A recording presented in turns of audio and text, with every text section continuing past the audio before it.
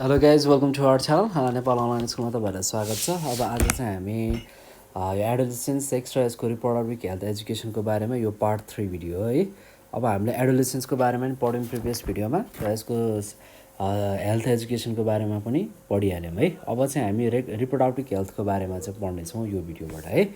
र हेल्थ भनेको कस्तो कुरा हो भन्दाखेरि सबैजनाले चाहिँ आफू चाहिँ हेल्दी हुन खोज्छन् होइन, साउन्ड हेल्थ होस् भन्ने कुरा चाहिँ सबैलाई हुन्छ यो। र यो चाहिँ एउटा फन्डामेन्टलको कुरा गर्ने हो भने यो एउटा ह्युमन राइट्स पनि हो है। र सबैजनाले हेल्दी बन्न खोज्दा खोज्दै पनि उहाँहरूले चाहिँ सबै कुराहरूलाई चाहिँ यो कुराहरू सबै कुराहरूलाई चाहिँ समेट्न सक्नु भएको हुँदैन हेल्दी हुनको लागि है। कसैले चाहिँ यसलाई डाइटको रूपमा लिनुहुन्छ होइन, कतिले चाहिँ हेल्दी हुनको लागि चाहिँ फिजिकल फिटनेसको कुरालाई मात्र लिनुहुन्छ। त्यसै गरी मेन्टल हेल्थको पनि कुरा आउँछ। त्यस्तो त्यस्तो कुराहरूलाई चाहिँ उहाँहरूले चाहिँ मान्छेहरूले चाहिँ जेनरली यो कुराहरूलाई चाहिँ के गरेर हुन्छ, वास्ता गरिरहेको हुँदैन। त्यो भएर चाहिँ हाम्रो चाहिँ इन्टरनेसनल अर्गनाइजेसन जुन आइसिपिडी भन्ने छ, जसलाई चाहिँ international conference of population and डेभलपमेन्टको रूपमा लिइन्छ, उसले चाहिँ हेल्थलाई चाहिँ कसरी डिफाइन गर्छ भन्दाखेरि स्पेसली रिप्रोडक्टिभ हेल्थलाई चाहिँ एउटा चाहिँ यस्तो खालको स्टेट हो जहाँ चाहिँ कम्प्लिटली फिजिकल, मेन्टल र सँगसँगै सोसियल वेलबिङ हुनुपर्ने हुन्छ है। र त्यसै गरी not merely the absence of diseases and infirmity भनेर भन्न खोजिएको हुन्छ। र यसमा चाहिँ के कुराहरू म्याटर रिलेटेड भएको हुन्छ भने यसमा चाहिँ रिप्रोडक्टिभ सिस्टम र यसको फङ्सन सँगसँगै यसको प्रोसेसको कुराहरू रिलेटेड हुन्छ। त्यसै गरी रिप्रोडक्टिभ हेल्थले चाहिँ के इम्प्लाइज गर्छ भन्दाखेरि people are able to have a satisfying and a safe sex life, and they have the capability to reproduce and the freedom to decide if, when and how often to do so भनेर चाहिँ define गरेको छ। अब यसले चाहिँ के भन्नु खोजेको हो भन्दाखेरि फर्स्टमा चाहिँ कपालले म्यान अथवा वुमनले चाहिँ के गर्न पाउँछ, आफ्नै टाइपको चाहिँ एउटा एक्सेप्टेबल भन्नुको मतलब फ्यामिली प्लानिङ चाहिँ आफ्नो तरिकाको चोइसको होस् भन्ने चाहिँ खोजिरहेको हुन्छ है। र त्यसै गरी अर्को नेक्स्ट पोइन्ट के रहेको छ यसमा भन्दाखेरि चाहिँ यसमा चाहिँ सबैमा चाहिँ एउटा राइट हुनुपर्छ, जसको चाहिँ हेल्थ सर्भिसहरू पाउने, हेल्थ केयर पाउने एक्सेस चाहिँ सबैमा राइट हुनुपर्छ भन्नु खोजेको हो।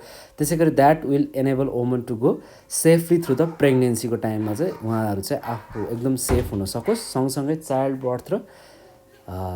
चाइल्ड बर्थमा पनि एकदमै आफू सेफ होस् भन्ने कुरा नि आउँछ। त्यसै गरी provided with the couples with the best chances of having a healthy infant. त्यसै गरी सँगसँगै त्यो प्रेग्नेन्सी पछि बर्थमा आउने चाइल्ड पनि एकदमै हेल्दी हुनुपर्छ भन्ने कुराको लागि फोकस गरेको हुन्छ है।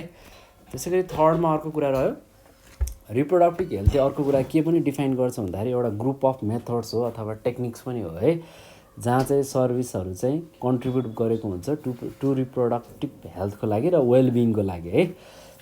त्यो कुरा हुन्छ। र अर्को कुरा चाहिँ यसमा के पनि फोकस भएको हुन्छ भने फोर्थ नम्बरमा चाहिँ रिप्रोडक्टिभ हेल्थले के पनि केयर गर्छ भन्दाखेरि यसमा चाहिँ सेक्सुअल हेल्थको कुराहरू पनि इन्क्लुड भएको हुन्छ।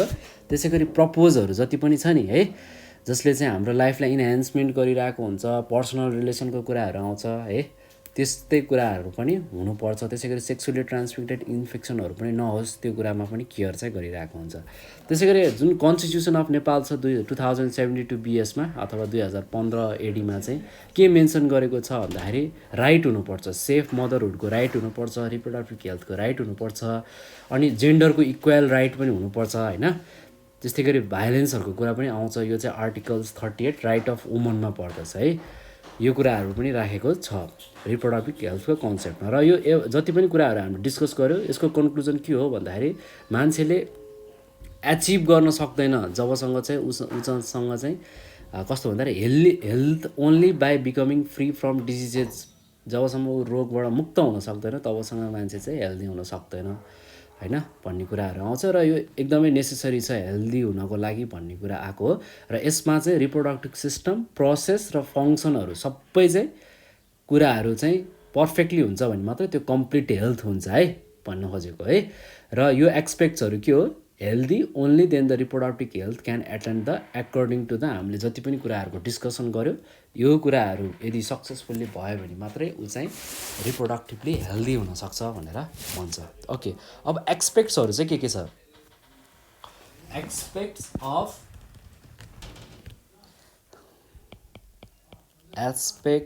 Of reproductive system. Reproductive system.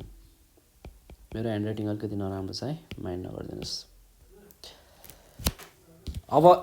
अब के रहेछ अरे भन्दाखेरि कम्प्लिटनेस अफ फिजिकल, मेन्टल र सोसल वेलबिङ छ मान्छेको भने त्यो चाहिँ एफेक्टेड भएको हुन्छ रिप्रोडक्टिभ प्रोसेसमा र उसको लाइफ चाहिँ ह्याप्पी हुन्छ होइन। यो कुरा हामीले थाहा पायौँ भने के भयो, एक्सपेक्ट अफ रिप्रोडक्टिभ हेल्थ के रहेछ इजिली हामीले बुझ्न सक्यौँ, यसको इम्पोर्टेन्टहरू हामीले थाहा पाउन सक्यौँ। र हामी चाहिँ थोरै अलिकति ब्रिफली चाहिँ यसको रिप्रोडक्टिभ हेल्थको बारेमा कुरा गर्छौँ। फर्स्टमा भनेको फ्यामिली प्लानिङ।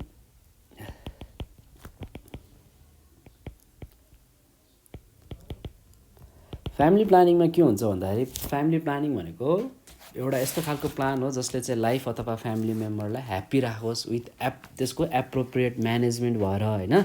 त्यसै गरी आफ्नो फ्यामिलीको इन्कम अनुसार उसले मोबिलाइज गर्न सक्यो र सबै रिसोर्सेसहरूलाई भने त्यस्तोलाई चाहिँ हामी फ्यामिली प्लानिङ अथवा प्लानिङ अफ अ फ्यामिली भनेर भन्न सक्छौँ। The plan for making the life of family member happy with appropriate management and mobilization of family income and any other resources is called family planning or planning of family भनेर लेख्नु पऱ्यो है। यो चाहिँ अलिकति इम्पोर्टेन्ट छ है यो टपिकहरू। र यो चाहिँ यसले के गर्न मद्दत गर्छ भन्दाखेरि यसले चाहिँ एजुकेसनको फुलफिलमेन्ट, हेल्थको फुलफिलमेन्ट होइन, अनि फ्यामिली मेम्बरको न्युट्रिसनको फुलफिलमेन्ट गर्ने काम गर्यो होइन। अब इन्कम अनुसार काम गर्नु पऱ्यो नि त होइन फ्यामिलीहरू। अब आफ्नो इन्कम चाहिँ राम्रो छैन, धेरैवटा बच्चा जन्माएर त भएन है। अब आफ्नो फ्यामिलीको क्यापेसिटी अनुसार र लेभल अनुसार गर्नु पऱ्यो। त्यसै गरी आफ्नो साइज अफ फ्यामिली चाहिँ कति राख्ने होइन, आफ्नो इन्कम अनुसार कति राख्दाखेरि चाहिँ राम्रो हुन्छ, सो द्याट चाहिँ हामीले चाहिँ प्रपर एजुकेसन हाम्रो फ्यामिलीलाई दिनु सकोस् होइन। बुवा आमा हुन्छ, बुवा आमाको एक्सपेन्सेस हुन्छ, आफ्नो पर्सनल एक्सपेन्सेस हुन्छ होइन। अब अपकमिङ जेनेरेसनको पनि यस कुराहरू आउँछ।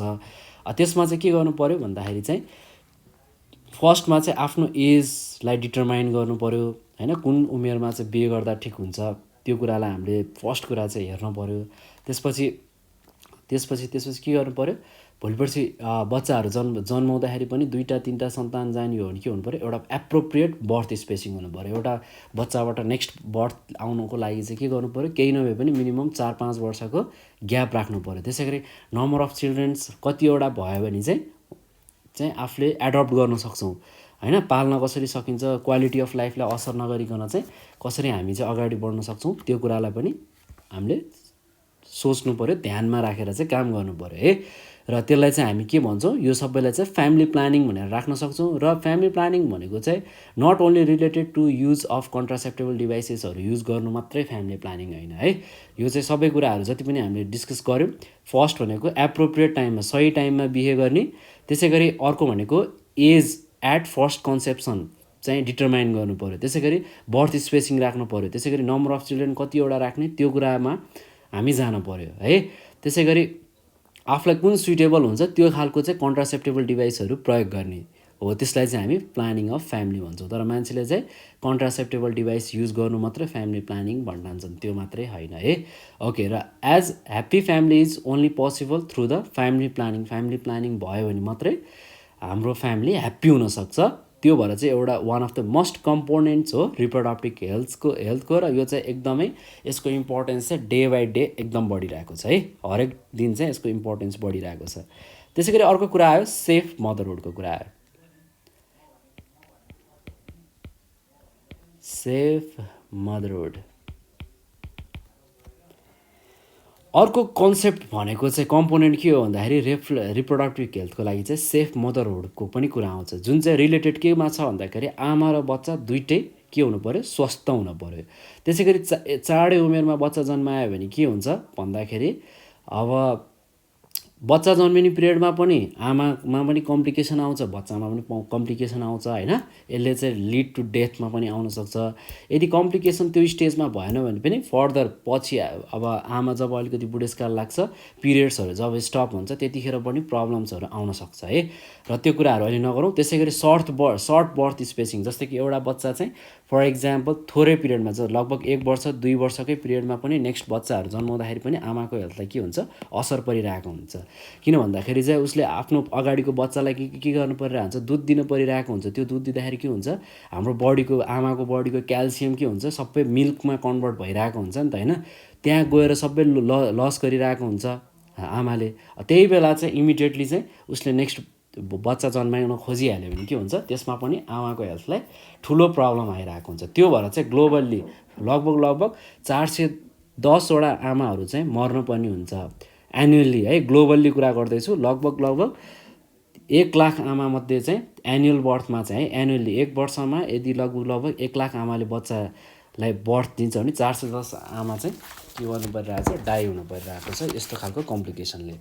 त्यसै गरी वर्ल्ड वाइडको कुरा गर्ने हो भने चाहिँ more than 1.5 million girls, 1.5 million girls भनेको कति भयो भन्दाखेरि 50,000 मिलियन गर्ल्सहरू चाहिँ त्यतिखेर गर्ल्स अथवा वुमनहरू चाहिँ प्रेग्नेन्सीकै कारणले पनि मर्न परिरहेको छ, डेथ भइरहेको छ है उहाँहरूको। त्यसै गरी डेभलपिङ वर्ल्ड एकाउन्ट अनुसार चाहिँ 99% of all the maternal death छ भनेर भनिरहेको छ। र एकोर्डिङ टु द 2011 को सेन्सस अनुसार चाहिँ 11.5% people had married below the age of 14। नेपालको 2011 को सेन्सस अनुसार चाहिँ 14 वर्षको भन्दा मुनिको उमेरमा चाहिँ लगभग 11.5%ले चाहिँ विवाह गरिरहेको रहेछ, भन्नु मतलब बाल विवाह गरिरहेको रहेछन्। र according to the Nepal demography and health service NDHS को 2011 को रिपोर्ट अनुसार चाहिँ लगभग एबाउट 29% अफ फिमेल चाहिँ लगभग 15 देखि 19 वर्षको उमेरमै चाहिँ के गरिरहेको छन्, उनीहरूले बिहे गरिरहेको छन्, म्यारिड बिहे भइरहेको छ।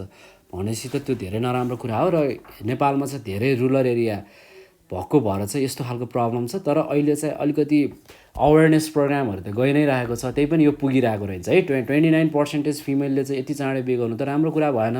त्यसै गरी median age at a first sexual intercourse चाहिँ लगभग 17 वर्षको उमेरमा चाहिँ त्यस्तो भएको देखिन्छ है उनीहरूको सेक्सुअल इन्टरकोर्सहरू। त्यसै गरी ओन्ली 14% वुमन चाहिँ 15 देखि 19 इयर्सको छन् र used any modern method of family planning.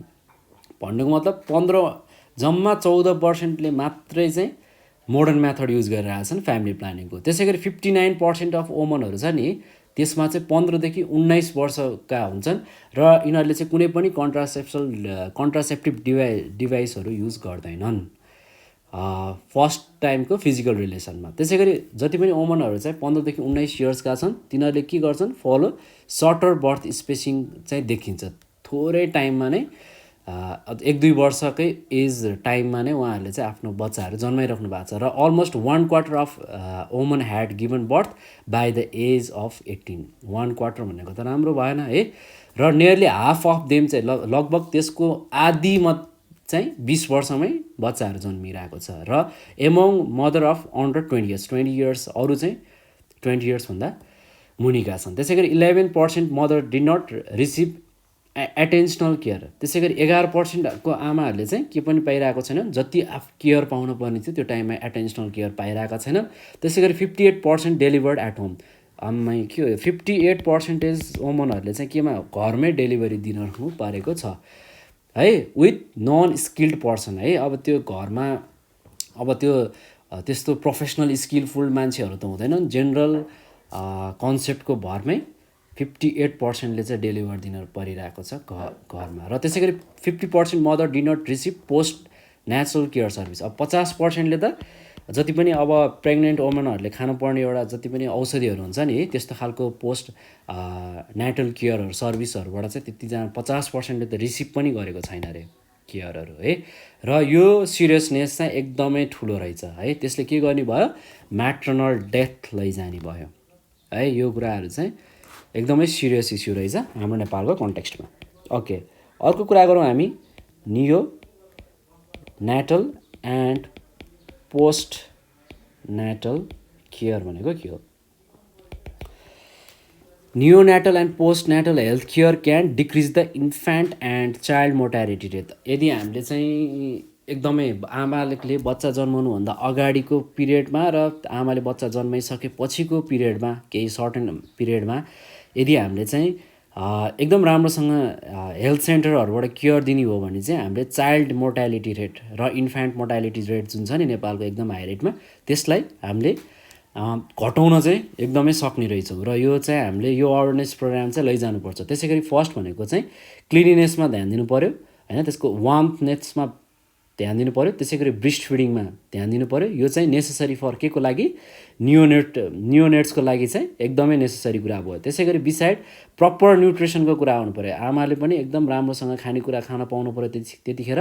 त्यसै गरी एटेन्सनल चेकअप, रेगुलर चेकअप हुनु पऱ्यो, हस्पिटलमै डेलिभर हुनु पऱ्यो अथवा अलिकति वेल इस्ट्याब्लिस्ड मेडिकल इन्स्टिट्युटहरूमा चाहिँ मेडिकल इन्स्टिट्युट अथवा हेल्थ केयर सेन्टर्सहरूमा चाहिँ डेलिभर हुनु पऱ्यो। त्यस्तै गरी पोस्ट न्याटल चेकअप हुनु पऱ्यो, प्रपर ब्रेस्ट फिडिङ हुनु पऱ्यो होइन। त्यसै गरी न्युट्रिसनहरू र कभरेज अफ चाइल्ड इम्युनाइजेसन हुनु पऱ्यो है। र इन टर्म्स अफ जस्तै कि इन्फ्यान्ट मोर्टालिटीको रेटको कुरा गर्नु पर्दाखेरि चाहिँ लगभग 152 छ है नेपालको चाहिँ पर 1000, 1000मा चाहिँ लगभग 152 छ। यो चाहिँ लगभग 1970देखि 79 को रिपोर्ट हो नेपालको है, जुन चाहिँ 2000मा निकालेको थियो।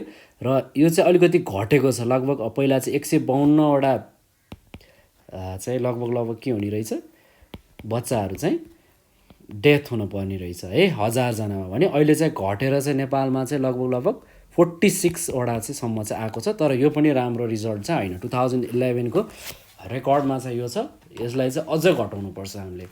र यसले के देखाउँछ भन्दाखेरि इन्फ्यान्ट मोर्टालिटी रेट चाहिँ डिक्रिज भएको छ, तर यो चाहिँ स्टिल हाई एमाउन्टमा हो भनेर भनिरहेछ। यही कुरा गरेको मैले एमङ अदर डेभलपिङ कन्ट्रिज, र 40 पर 1000 हुनुपर्छ कम्पेयर टु डेभलप कन्ट्रिज, र 5 डेभलपिङ कन्ट्रिजको आधारमा चाहिँ 40वटा हुने रहेछ जेनरली, तर डेभलप कन्ट्रीमा चाहिँ 5 पर 5वटासम्म चाहिँ भएको हुँदो रहेछ। डेभलप कन्ट्रीमा पनि 100% सक्सेसफुल हुँदो रहेछ भन्ने चाहिँ होइन रहेछ है। डेभलप कन्ट्रिजहरूमा पनि 5वटा, 1000मा चाहिँ 5वटा इन्फ्यान्ट मोर्टालिटी रेट चाहिँ देखिने रहेछ, र हाम्रो नेपालमा चाहिँ स्टिल आयो यो है। ओके, अर्को भनेको चाहिँ नेक्स्ट टपिकमा डिस्कस गरौँ हामी कम्प्लेक्सिबिलिटीको बारेमा कुरा गरौँ। कम्प्लेक्सिटी अफ एबोर्सनको कम्प्लेक्सिटीको बारेमा, यसलाई कसरी प्रिभेन्सन गर्न सक्छौँ हामी र यसको ट्रिटमेन्टहरू कसरी गर्ने है। Termination of pregnancy before its natural बर्थलाई हामी के भन्छौँ, एबोर्सन भनेको। नेचुरल बर्थ नभइकन उहाँहरूको चाहिँ अपरेसनको थ्रुबाट चाहिँ होइन बच्चा निकाल्नुलाई नै हामी एबोर्सन भनियो।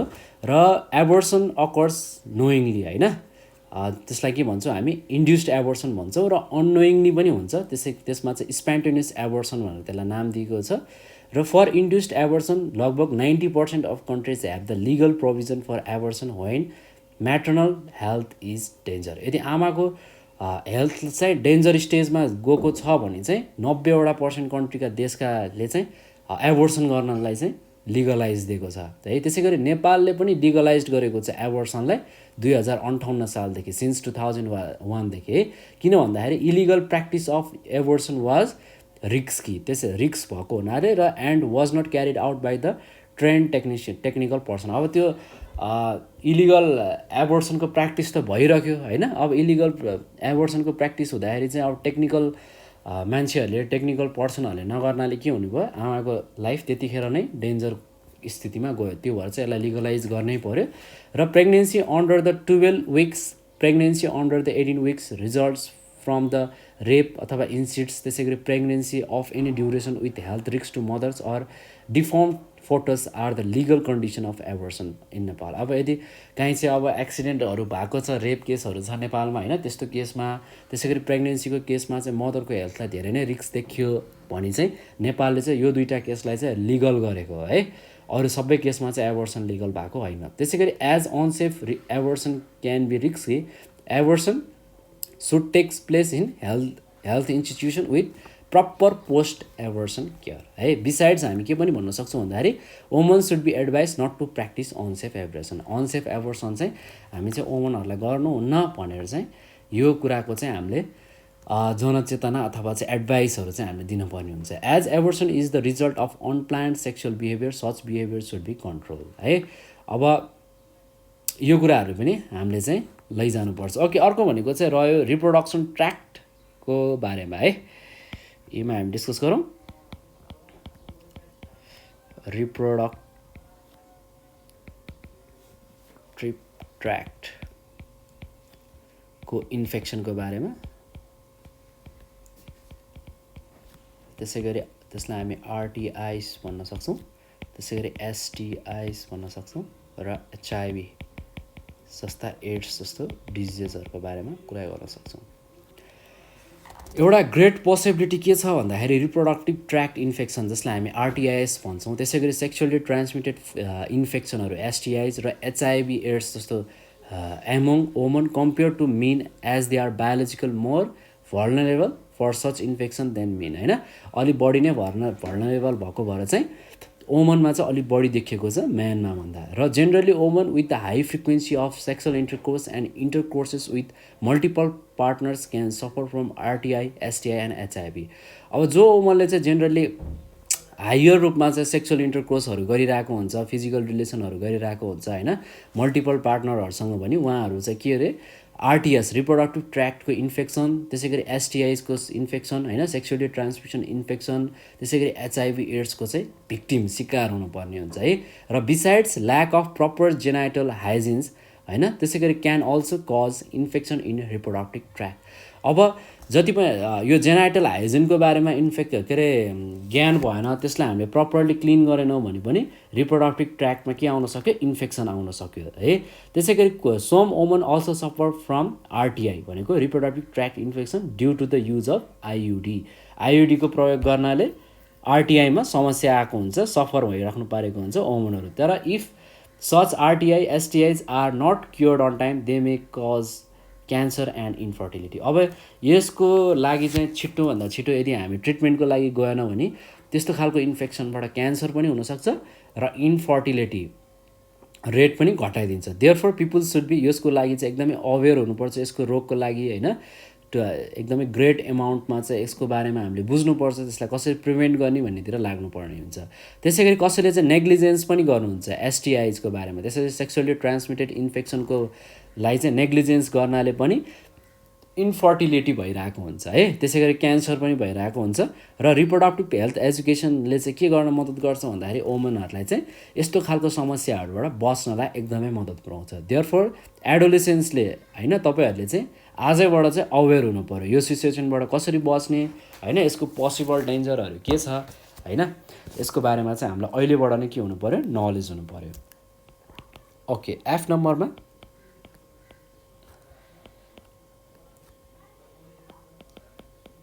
प्रिभेन्सन एन्ड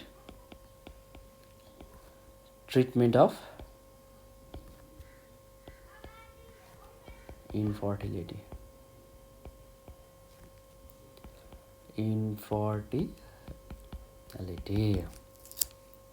यसलाई कसरी प्रिभेन्ट गर्ने, होइन, र ट्रिटमेन्ट गर्ने, इन्फर्टिलिटीलाई कसरी ट्रिटमेन्ट गर्ने भनेर हामी कुरा गरौँ। अब कुनै कपल्सहरू चाहिँ इन्फर्टिलिटीको पनि एकदमै समस्या देखिन्छ, होइन, किनभने उहाँहरू चाहे बच्चा जन्माउन चाहनुहुन्छ तर के भइरहेछ, बच्चा जन्माउन पोसिबल भइरहेको छैन। किन यो हुन्छ भन्दाखेरि चाहिँ यसमा चाहिँ फर्स्टमा चाहिँ के हुन्छ भन्दाखेरि यो कसरी हुनसक्छ भन्दाखेरि कुनै खालको इम्पेयरमेन्ट रिप्रोडक्टिभ सिस्टममा चाहिँ इम्पेयरमेन्ट आउन थाले। आइदर कोही चाहिँ कुनैको चाहिँ हस्बेन्डमा नि हुन्छ र कुनैमा चाहिँ वाइफमा पनि त्यो समस्या भएको हुन्छ। त्यसै गरी स्पर्म्सहरू छ नि त्यो चाहिँ एडिक्वेट्स एमाउन्टमा नपुग्नाले पनि हुन्छ। त्यसै गरी फ्यालोपियन ट्युब छ फिमेलमा है, त्यसमा ब्लकेज भएको हुन्छ क्या, त्यो फ्यालोपियन ट्युब्स छ त्यो चाहिँ ब्लकेज भएको हुनसक्छ। त्यसै गरी भ्यास डिफेन्सर हुन्छ मेलमा। त्यसै गरी कोही चाहिँ ओभरिजहरूमा इन्फेक्सन हुन्छ, टेस्टिजमा इन्फेक्सन हुन्छ, होइन।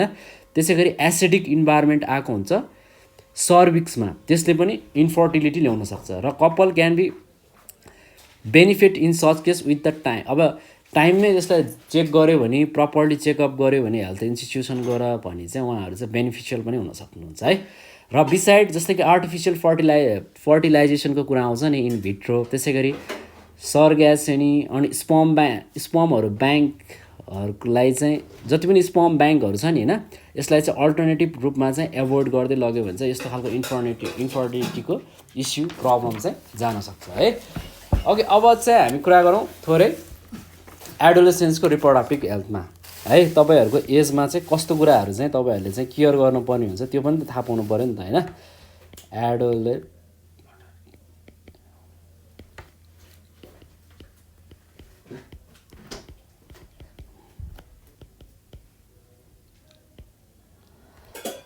अब एडोलेसेन्टको रिप्रोडक्टिभ हेल्थ केसँग कन्सिडर्ड भएको हुन्छ, यसको मेजर कम्पोनेन्ट भनेको रिप्रोडक्टिभ हेल्थ नै हो। त्यसमा के हुन्छ, फिजिकल, मेन्टल, इमोसनल र सोसल डेभलपमेन्ट हुन्छ एडोलेसेन्सको ड्युरिङ कतिखेर 10 देखि 19 वर्षको बेचमा होइन।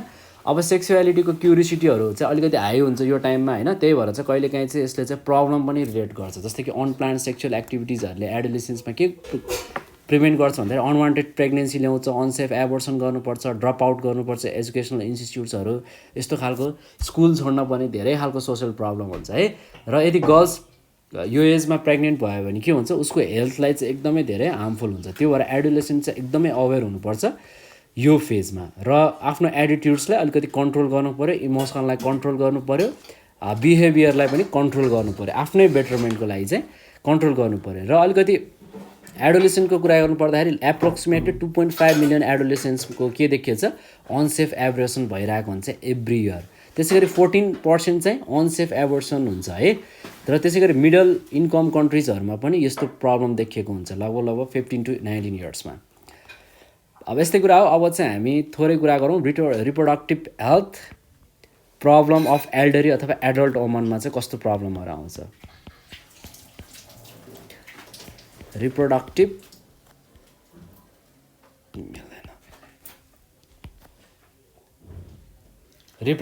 Health problem of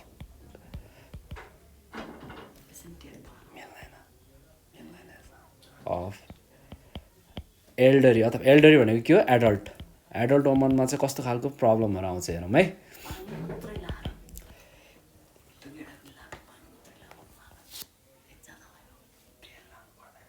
reproductive health of adult woman चाहिँ लगभग 14 इयर्स अथवा त्योभन्दा बढीको मान्छेलाई देखिन्छ। र यो एउटा मेजर प्रब्लम पनि हो।